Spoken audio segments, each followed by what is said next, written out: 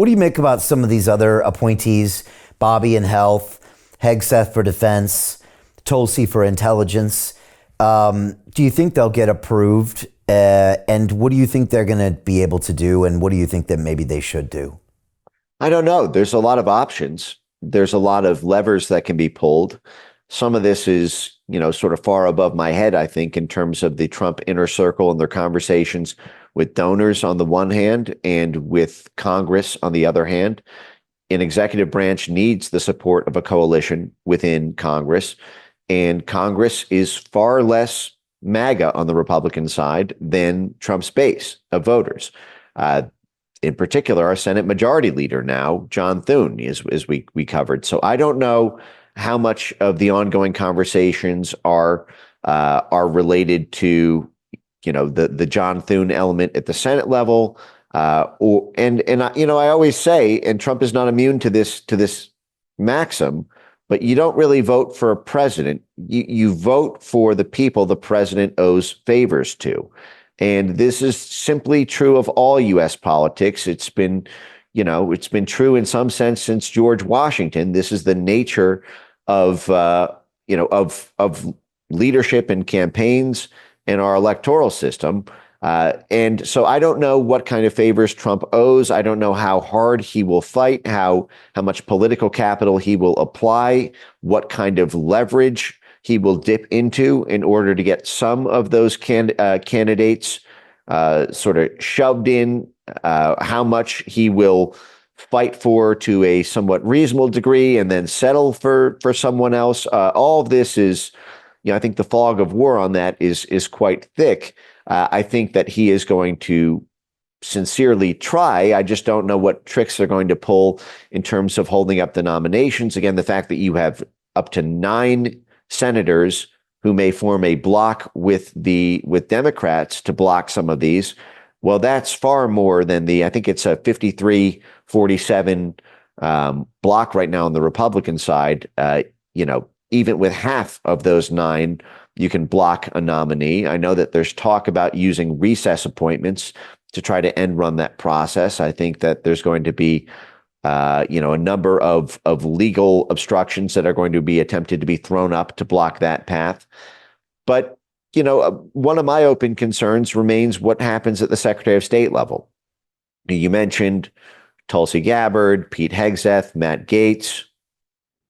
We don't know yet what's going to happen at the FBI level. That's going to be extremely telling. People are talking about Kash Patel on the one hand, which would be an unbelievable cleanup job at the FBI. Kash Patel has said publicly that his desire is to turn the J. Edgar Hoover building, the FBI headquarters, just 2 blocks from the Capitol building, to shut it down and turn it into a deep state museum. So you can imagine if he's made the head of the FBI, the shockwave and signal that will send to all of Washington and into the cloak and dagger black ops arm of the blob. But that remains undecided. I think that's going to be very telling because the other name that's been floated has been Mike Rogers. Mike Rogers, who effectively co-signed every element of Russiagate against the Trump administration. Mike Rogers, who's the ranking member of the House Intelligence Committee overseeing the CIA. Mike Rogers, who is a part of the International Republican Institute, which is the major CIA cutout on the Republican side. He's been a part of the Beacon Project, which is the major CIA internet censorship operation, which has done unbelievably dastardly things to censor the internet, not just in the U.S., but to lobby for global censorship laws around the world, including in the EU, including in Brazil. So if Mike Rogers is made the head of the FBI, I think that will tell us something about the relative power of donors and Congress vis-a-vis Trump. But then the Marco Rubio Secretary of State question is a big open question to me. I'm open to Rubio proving himself and doing a great job there. I do have a lot of open questions, though, about just how in sync his foreign policy is with Trump foreign policy, and his commitment to a free and open internet is with the vision articulated by Donald Trump. That's a whole separate question, which I'm not predicting it will be a major issue, but I have very serious concerns that it could be, and it could throw a monkey wrench in this whole thing and allow that shadow diplomacy to be carried out in quite a malevolent way.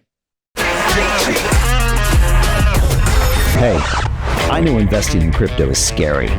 It takes a real leap of faith because there are so many scams, rug pulls, and bad actors out there. It's a dangerous business, which is why 95% of people lose all their money. Well, that's why I created the London Real Investment Club, so you can access the hottest deals on the planet and use the crypto bull market to create the generational wealth that you deserve.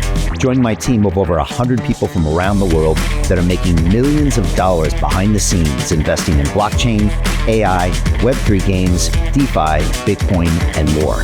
Don't miss out. Click the link below to book a call with one of my team now. But hurry, this bull market will end soon. I know investing in crypto can be scary. That's why you gotta join the investment club. Pull the trigger. Let's do this.